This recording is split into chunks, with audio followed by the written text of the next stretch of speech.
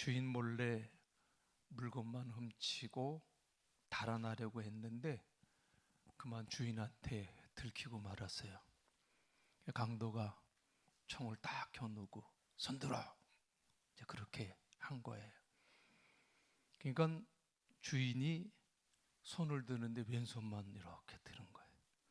그러니까 강도가 오른손도 들어 그랬더니 제가 지금 신경통을 앓고 있어서 오른팔을 들지를 못해요 그랬대요. 그랬더니 이 말을 들은 강도가 갑자기 총을 겨누다 이렇게 내려놓고 당신도 신경통이요? 이제 그렇게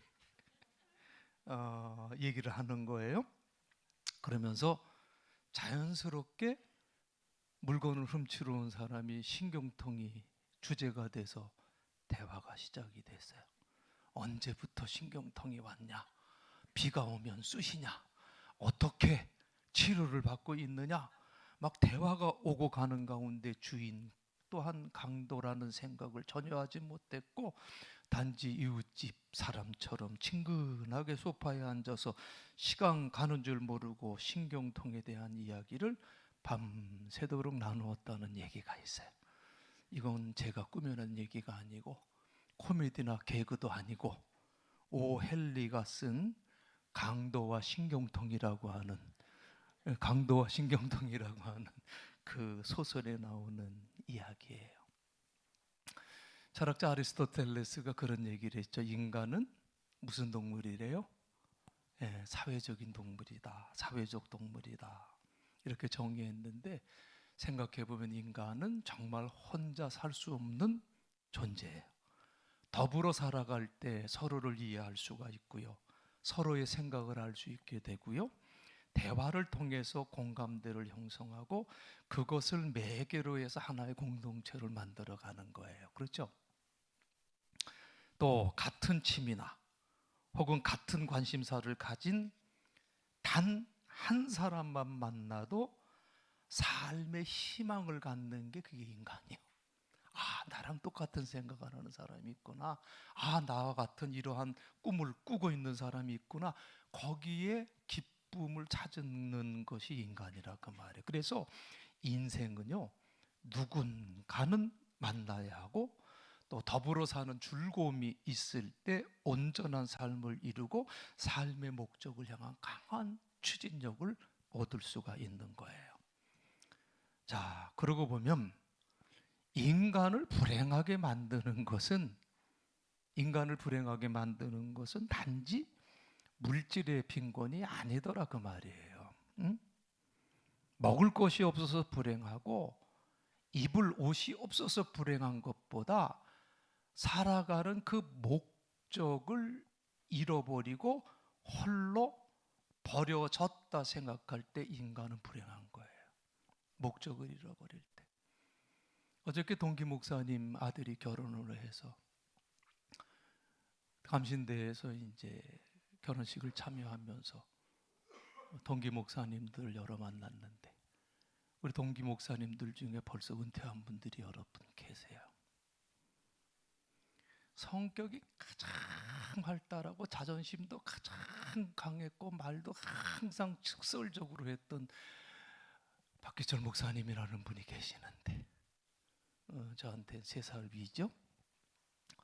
그분이 조금 일찍 은퇴를 하셨어요. 근데 힘이 하나도 없어. 어떻게 지내? 물어보지 마. 그렇게 얘기를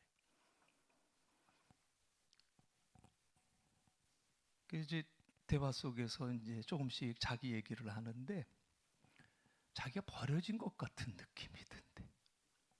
그게 너무 힘들다는 거예요. 그 버려진 느낌을 받을 때 막 속에서 분노가 치민대. 그 분노가 치밀어서 어떻게 할 수가 없대. 자기 맨날 아침에 일어나면 산에 간대요. 걸어도 안 된대. 걸으면 그 분노가 계속 올라온대. 근데 산에 올라가면 헐떡거리면 이 분노가 올라갈 시간이 없대요. 그 산에 올라가서 한숨 푹 쉬고 그리고 내려오면서 이제 자기 자신을 또 포기하고 내려놓고 그러다가 또 분노가 올라오고 이게 계속 반복된대요. 그래서 자기 너무 힘들다는 거예요. 근데 내가 미안하다 그랬지. 미안해 형. 내가 자주는 못해도 가끔은 연락할게. 같이 밥이나 먹읍시다.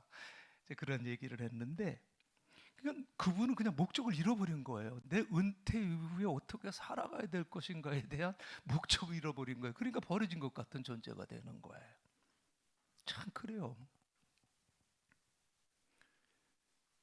그 살아가는 목적을 잃어버릴 때 인간은 가장 불행하다. 그 목적이 뭐냐?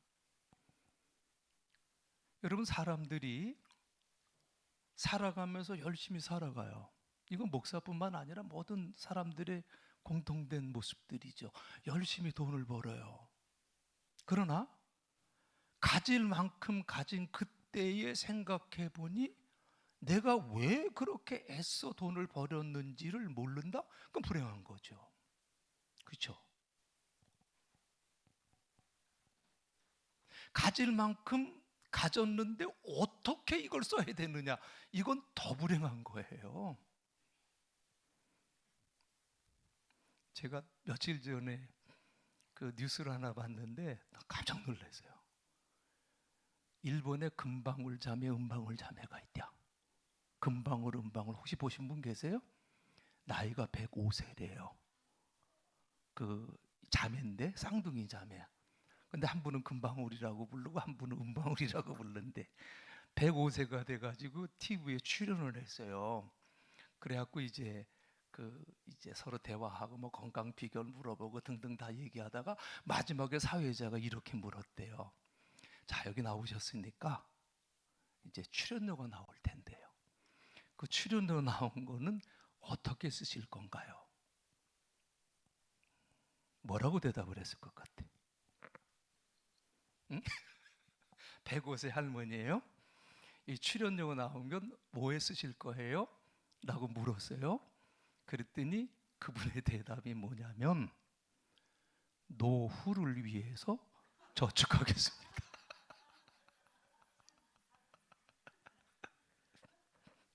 이게 일본의 단면이래요. 지금 일본에는 돈을 가지고 있는 사람들은 노년에 들어간 사람들인데 이분들이 쓸 줄 몰라. 안 쓴대요. 그 어려울 때 2차 세계대전 지나고 그 어려움을 겪으면서 돈은 무조건 모아야 된다. 그래갖고 그냥 모으는 일에만 이 애를 썼지 이걸 어떻게 써야 되는지 그 사람들은 잘 모른대요. 그래서 일본 경제가 힘들대요. 그분들이 다 쥐고 있고 다 풀질 않아서. 근데 그런 일본의 단적인 모습이 이 할머니한테 나왔다는 거예요. 아니 105세의 노후는 얼마나 가겠어.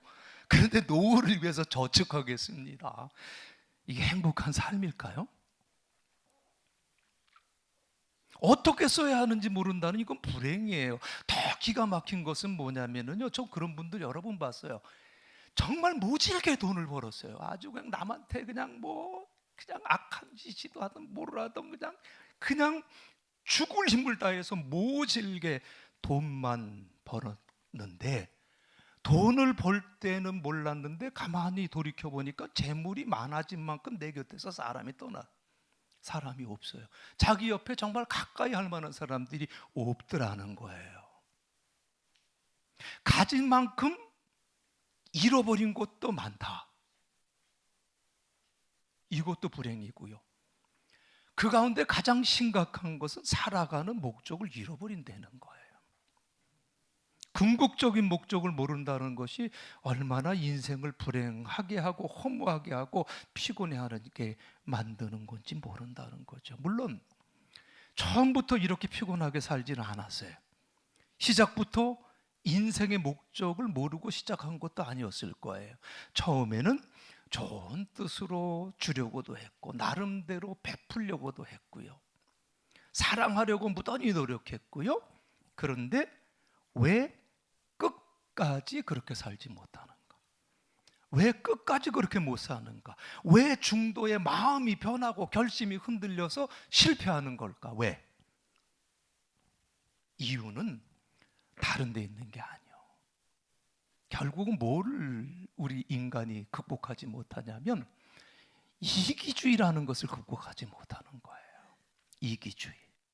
참 무서운 거죠. 이기주의만큼 사람의 마음과 생각을 비참하게 만드는 게 없어요. 사람을 혼자 살 수 없게 만드신 하나님의 뜻은 자신만이 아니라 내 주변에 대해서도 책임질 줄 알아야 된다는 거예요. 대개 사람들이 어떤 생각을 갖냐면 나는 잘하고 있다고 생각해요. 난 잘하고 있어. 그런데 주위 사람들이 나에게 잘못하고 있어. 이런 생각 가져본 적 있으신가요? 혹시 살아가면서 난 잘하고 있는데 왜 주변 사람이 나한테 못하지? 그것은 분명 내가 무엇인가 잘못 살고 있기 때문이라는 증거예요. 내가 이기적으로 살았고 내 중심적으로만 생각하고 살았다는 반증이에요. 여러분, 이기적인 사람은요 어디서나 환영받지 못하고 고독해요. 그래서 우리가 이것은 알아야 돼요. 내가 살아가면서 내 주변에 사람이 점점 없어져. 살아가면서 내 주변에 사람이 점점 없어지면 무슨 증거예요?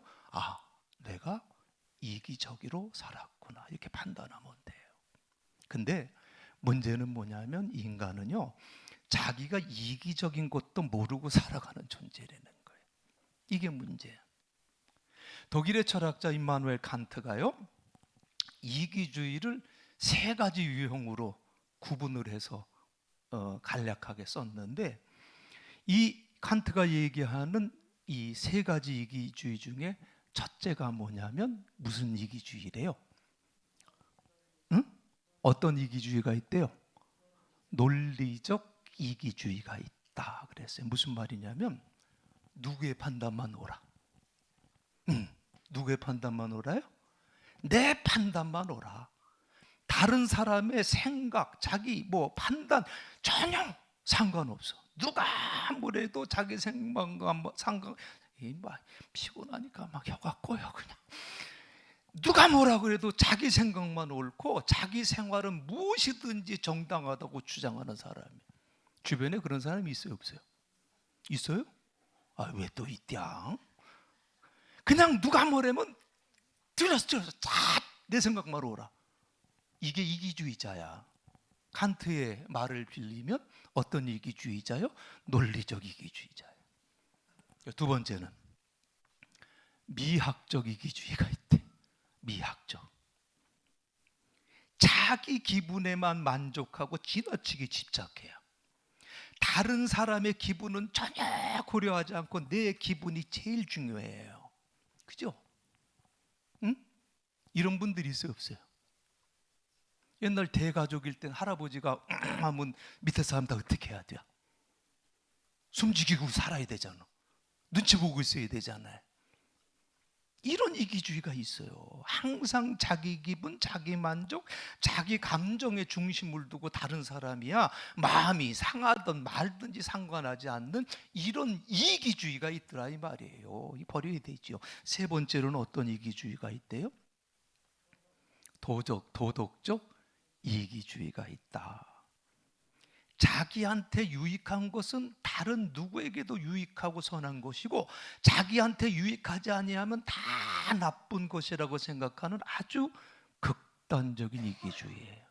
오로지 자기만 생각하고 나라도 사회도 교회도 이웃도 생각하지 않는 가장 일반적인 이기주의 형태.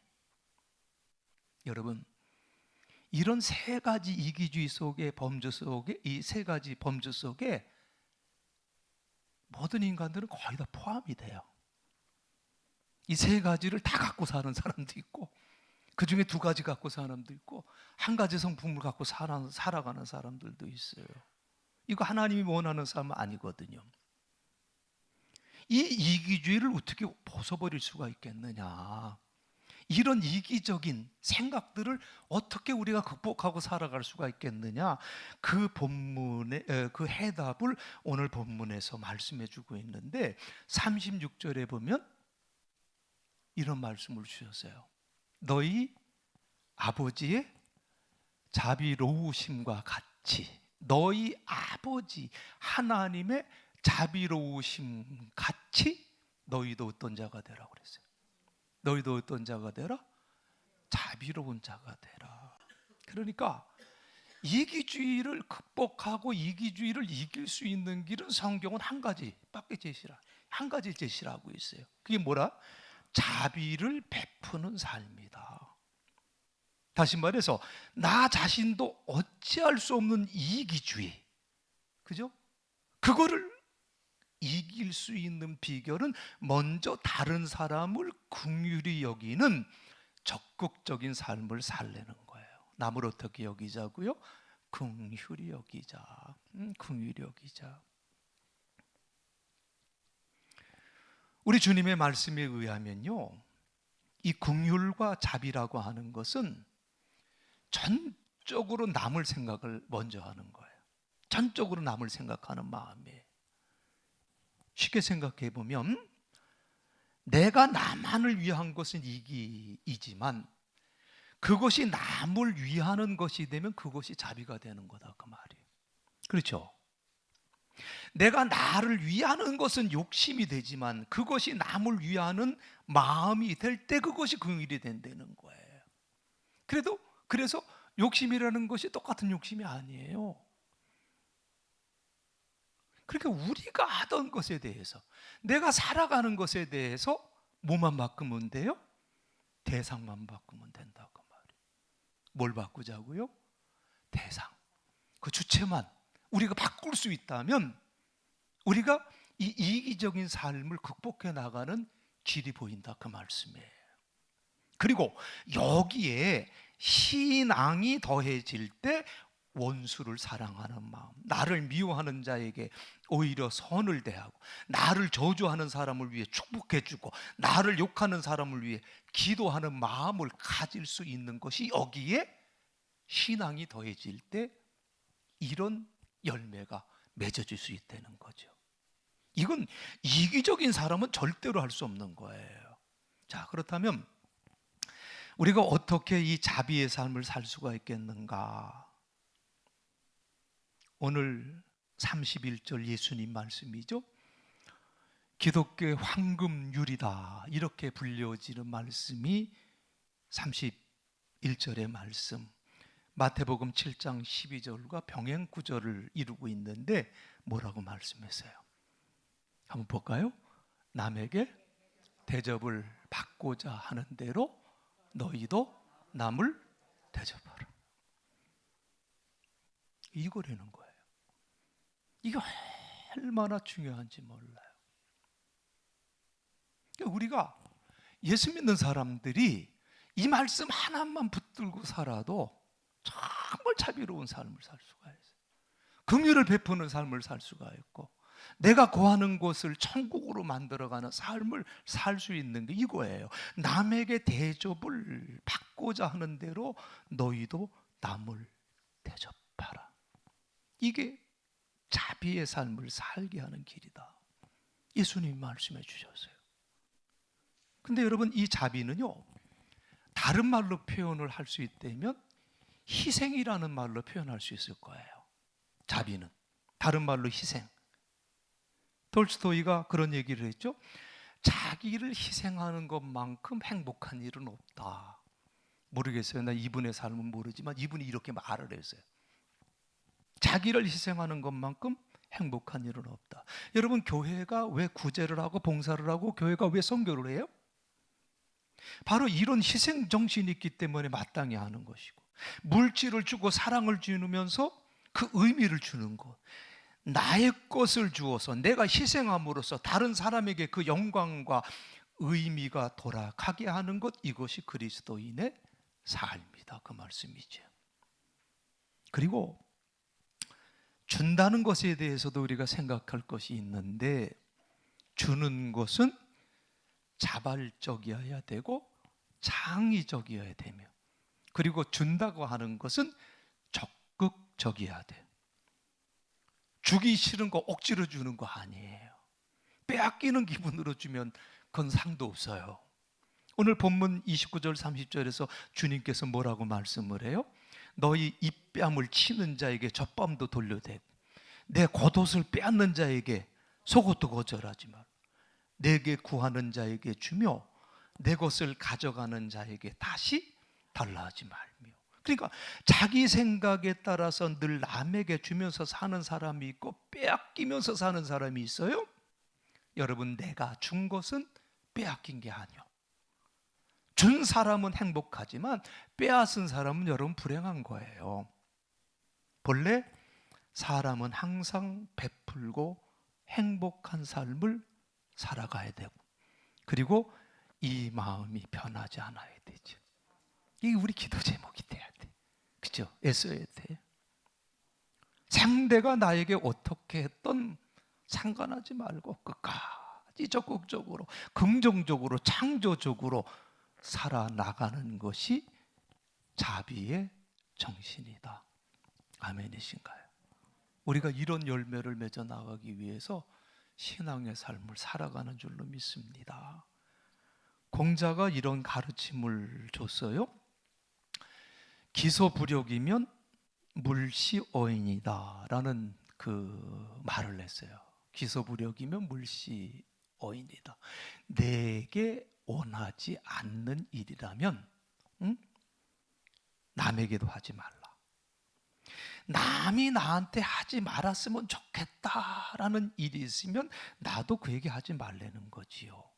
성인 군자다운 가르침입니다만은 오늘 우리 주님이 가르친 것과는 전혀 아주 큰 차이가 있어요. 자, 공자는 뭐라고 그래요?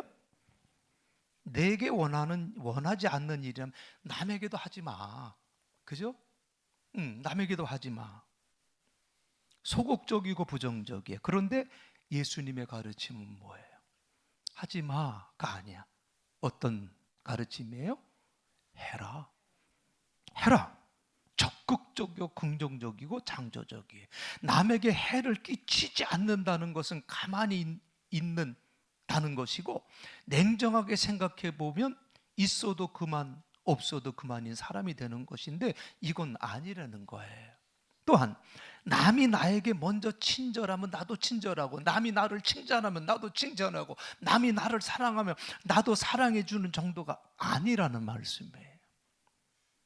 우리 그리스도인은요, 반대급부의 삶을 사는 삶이 아니라 적극적인 삶을 살아가는 사람이다.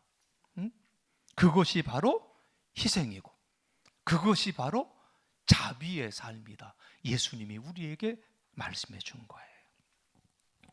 죄인된 인간을 위해서 먼저 자신의 생명을 십자가에 내어주신 그리스도의 사랑이 바로 희생의 모범이고 자비의 실체죠.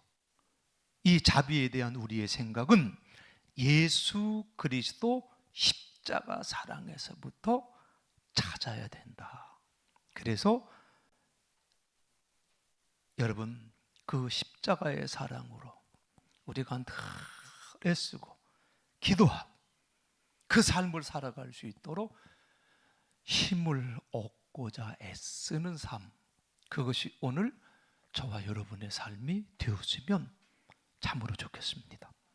여러분, 자비에 대해서 우리가 항상 기억해야 할 것은 오늘 우리에게 주신 예수님의 말씀이에요. 내가 먼저 이해하고 내가 먼저 참고 내 쪽에서 적극적으로 다가가는 사람, 내가 먼저 그 사람의 존재를 인정하고 존경하면 내가 존경받을 것이다. 이 모습이 바로 자비요 긍휼이에요. 이것이 하나님께서 우리에게 보여주신 자비의 모습이다. 주님께서 말씀해 주셨어요.